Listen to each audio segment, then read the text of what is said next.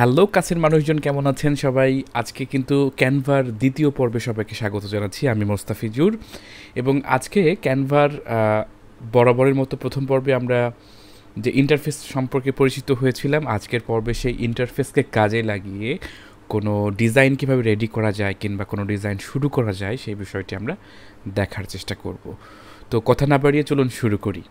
আমরা প্রথমে Canva open করে নিয়েছি। ক্যানভার অনেকগুলো ফাংশন গত পর্বে আমি কিন্তু জানিয়েছি। যারা এই ভিডিওটি মিস করেছেন, ডিসক্রিপশনে লিঙ্ক দেওয়া থাকবে, সেই লিঙ্ক থেকে কিন্তু আপনি চাইলে সহজে সেই ভিডিওটি দেখে আসতে পারেন।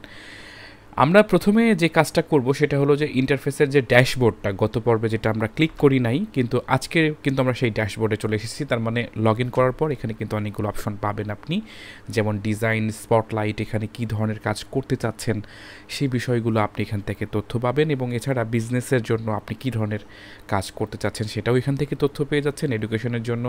আর এটা প্রাইসিংয়ের কথা তো গত পর্বে আমি আলোচনা করেছি।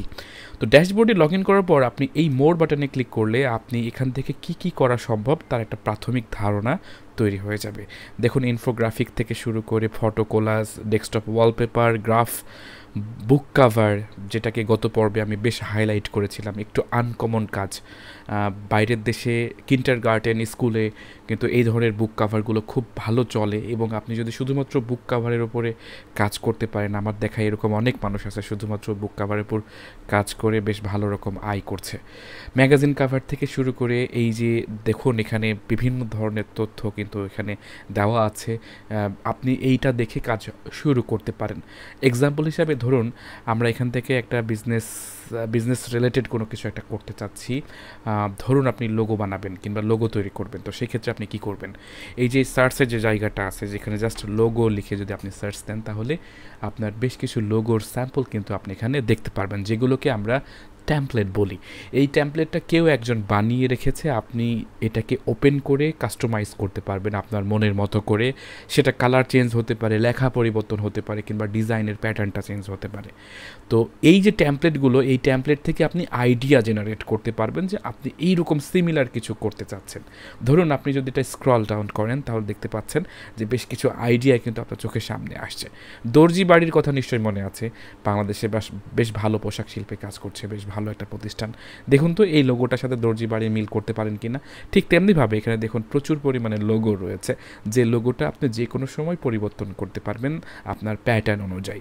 তো আজকের পর্বে আমরা অনেকগুলো বিষয় আলোচনা না করে স্পেসিফিক লোগো কিভাবে ডিজাইন করতে হয় সেটা নিয়ে আমরা একটু আলোচনা খোলামেলাভাবে করব, এবং পরবর্তী পর্বে ধারাবাহিকভাবে আমরা আলোচনা করার চেষ্টা করব কিভাবে ব্যানার বানানো যায়, বুক কাভার করা যায়, কিংবা কোনো একটা ম্যাগাজিনের ডিজাইন আপনি কিভাবে করবেন, কিংবা আপনার বিজনেস বাড়ানোর জন্য আপনি ফেসবুক যে সোশ্যাল মিডিয়াতে যে পোস্টগুলো করেন, সেই পোস্ট কন্টেন্ট কীভাবে তৈরি করবেন সেগুলোও কিন্তু আমরা ধারাবাহিকভাবে আলোচনা করব। আর এই ভিডিওগুলো পাওয়ার জন্য ইকেআর একাডেমির যে ইউটিউব চ্যানেল রয়েছে, সেই প্লেলিস্টের লিঙ্ক কিন্তু আপনি ডিসক্রিপশনে পেয়ে যাবেন, সেখান থেকে আপনি চাইলে চ্যানেলটি সাবস্ক্রাইব করে রাখতে পারেন। তো দেখুন, আমি নিচের দিকে এখানে অনেকগুলো অপশন আছে কিংবা অনেকগুলো ট্যাম্পলেট রয়েছে, যেখান থেকে আপনি চাইলে যে কোনো ট্যাম্পলেট আপনি চুজ করতে পারেন। ধরুন এই ট্যাম্পলেটটা আপনার কাছে ভালো লাগছে, আপনি জাস্ট এখানে ক্লিক করুন, করার পর কাস্টমাইজ দিস ট্যাম্পলেট এখানে ক্লিক করলেই কিন্তু এটা কাস্টমাইজ করা যাবে। একটা লক্ষণীয় বিষয় হচ্ছে সবগুলো ট্যাম্পলেট কিন্তু ফ্রি না। দেখুন এখানে ডলারের মতো চিহ্ন আছে, এখানে আবার প্রো ভার্সন কথা লেখা আছে, তার মানে সকল লোগো কিন্তু আপনি চাইলেই পারবেন না। যেমন এটা পেইড, কিন্তু আমি যেটা ওপেন করেছি সেটা পেইড, তার মানে আপনি যখন সেভ করতে চাইবেন তখন সেটা কিন্তু আবার ঝামেলা করবে। তো সেই জন্য আপনি যেটা করবেন সেটা হলো যে ফ্রি ভার্সন যেহেতু আপনি ব্যবহার করছেন, ফ্রিতে কোনো লোগো ডিজাইন করার চেষ্টা করবেন। তো আমি এটা যেহেতু ওপেন করেই ফেলেছি, একটু দেখুন এখান থেকে আমি কোনো কিছু পরিবর্তন করতে হলে আমি কী করব। এটা লক্ষ্য করুন যে আমি যে কোনো কিছু কিন্তু সিলেক্ট করতে পাচ্ছি, এবং সিলেক্ট করে সেটাকে এডিট করতে পারবো। দেখুন এখানে এডিট করতে পাচ্ছি, সিলেক্ট করতে পাচ্ছি। তো এই জিনিসটা এখানে পজিশন বলে যে অপশনটা রয়েছে, সেই পজিশনে যদি আপনি ক্লিক করেন, তারপরে লেয়ার্সে যদি ক্লিক করেন, তাহলে আপনি এখানে প্রতিটা লেয়ার কিন্তু আলাদা আলাদাভাবে দেখতে পারবেন, যেমনটি আপনি ফটোশপে দেখতে পান। তো সেই ক্ষেত্রে আপনি প্রত্যেকটা লেয়ারকে আলাদা আলাদা ধরে আপনি চাইলে এটাকে আগে পিছিয়ে নিতে পারবেন, কোনো লেয়ার পেছনে নিতে যাচ্ছেন সেটা করতে পারবেন, কোনো লেয়ার সামনে নিতে যাচ্ছেন সেটা করতে পারবেন। আবার কোনো লেয়ারকে স্পেসিফিকভাবে ধরে আপনি জাস্ট ডাবল ক্লিক করার মাধ্যমেও সেটা কিন্তু এডিট করতে পারবেন। যেমন আমি এখানে দিতে পারি যে মোস্তাফিজুর, মোস্তাফিজ। ওকে, সো আমি মোস্তাফিজ দিচ্ছি, মোস্তাফিজ বিউটি, যদিও এটা আমার নাম, আমার নামই প্রচার করার চেষ্টা করছি। এইভাবে আপনি একটা ফ্যাশন রিলেটেড যে কোনো লোগো আপনি কিন্তু বানাতে পারেন। দেখুন আপনার এই যে ফুলের যে ছবিটা, সেই ছবিটা আপনি জায়গা মতো আপনি সরাতে পারছেন। এই বিউটির যে কথাটা, সেটা আপনি এইভাবে ধরতে পারছেন না, এখানে কিন্তু বিউটি রয়েছে, এইখানে ধরেও কিন্তু আপনি চাইলে ডাবল ক্লিক করার মাধ্যমে এই জায়গাতে আমি এখানে লিখলাম যে টেকনোলজি,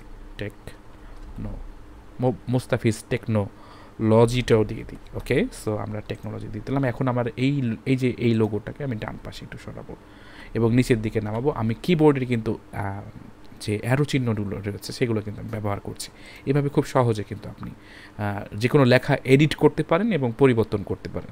এমনকি লেখার যে কালার সেটাও কিন্তু আপনি পরিবর্তন করতে পারবেন। ধরুন আমি এখানে লেখার কালারের জায়গাতে যে এরপরে টেক্সট কালার বলে অপশন রয়েছে, সেখান থেকে আমি কিন্তু চাইলে যে কোনো ধরনের কালার কিন্তু আমি পরিবর্তন করতে পারছি। দেখুন এখানে আমি চাইলে যে কোনো কালার আমি এখানে নিতে পারছি। তো যেটা সুইটেবল কালার আমি টিপস নাম্বার 1 দিয়ে দিই, সেটা হলো যে ডার্ক যদি ব্যাকগ্রাউন্ড হয়, আমরা অনেকেই গ্রাফিক ডিজাইনের যে কমন যে বিষয়গুলো সেগুলো জানি না, সেই ক্ষেত্রে ডার্ক যে ব্যাকগ্রাউন্ড যদি হয় আপনার, তাহলে লাইট কালারের কোনো টেক্সট আপনি দিবেন এবং সেখানে যেন সুইটেবল হয়।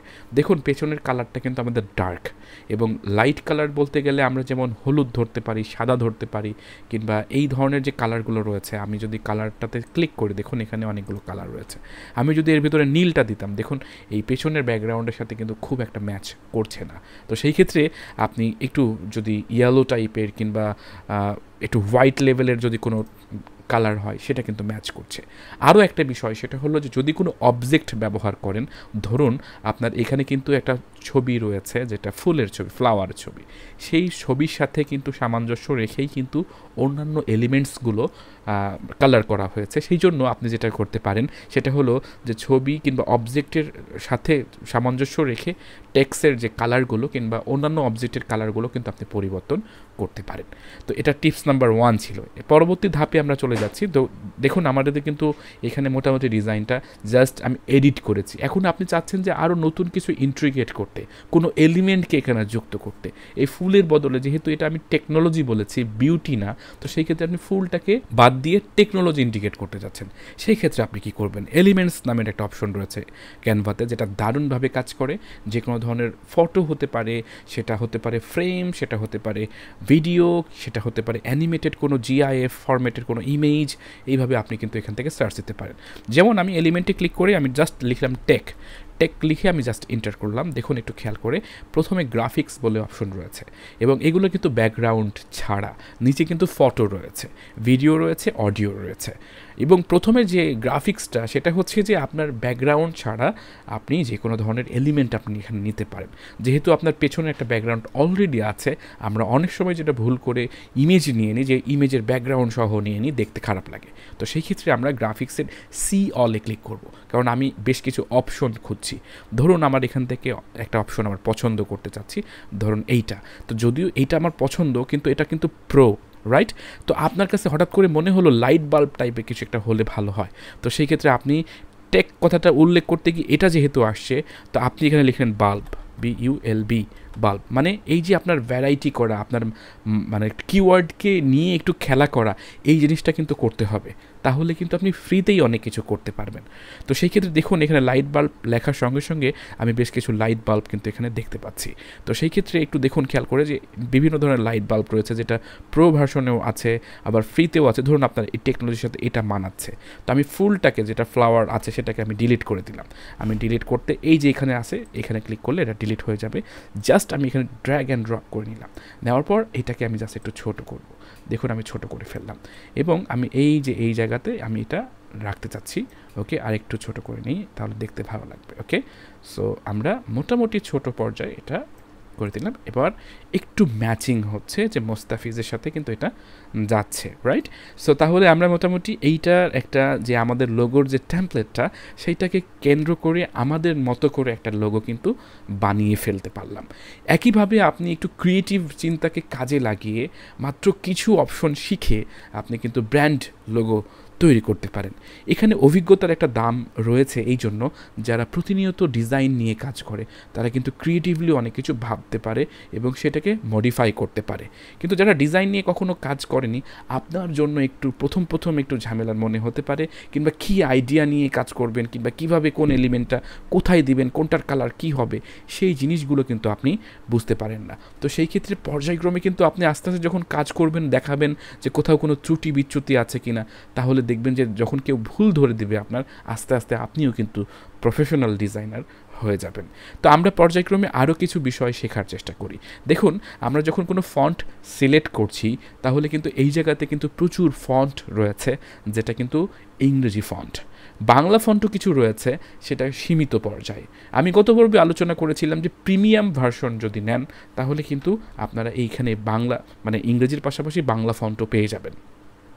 তো বাংলা ফন্ট নেওয়ার জন্য কিংবা বাংলা ফন্টে কাজ করার জন্য আপনাকে প্রিমিয়াম কিনতে হবে। আমি ডিসক্রিপশনে একটি হোয়াটসঅ্যাপ নাম্বারের লিঙ্ক আমি দিয়ে দেবো, সেখানে মেসেজ করার মাধ্যমে আপনি এই প্রিমিয়াম ভার্সন খুব কম খরচে নেওয়ার ব্যাপারে আলোচনা করতে পারেন।